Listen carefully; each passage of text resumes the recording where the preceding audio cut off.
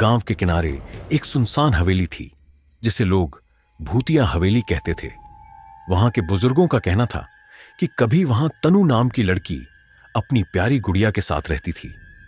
एक दिन तनु की रहस्यमय परिस्थितियों में मौत हो गई और उसकी आत्मा उस गुड़िया में कैद हो गई। तब से हवेली वीरान हो गई।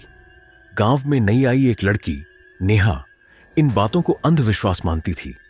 एक दिन जिज्ञासा में वह हवेली में घुस गई। वहां उसने कोने में एक पुरानी गुड़िया देखी। गुड़िया सुंदर थी, लेकिन उसकी आंखें अजीब चमक रही थीं। नेहा उसे घर ले आई। कुछ दिन तो सब सामान्य रहा, लेकिन फिर अजीब घटनाएं शुरू हो गईं। रात में फुसफुसाने की आवाजें आने लगीं और नेहा को ऐसा लगा जैसे कोई उसे घूर रहा हो। एक रात उसने सपने में देखा कि गुड़िया उसके पास खड़ी है और धीरे धीरे हंस रही है।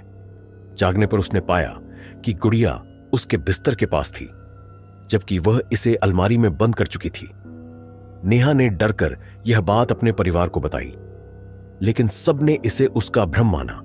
अगले दिन उसके भाई ने देखा कि गुड़िया अपने आप हिल रही है। घबराकर उसने गुड़िया को बाहर फेंक दिया, लेकिन वह फिर से नेहा के कमरे में लौट आई। डरे हुए परिवार ने गांव की एक बुजुर्ग महिला से मदद मांगी।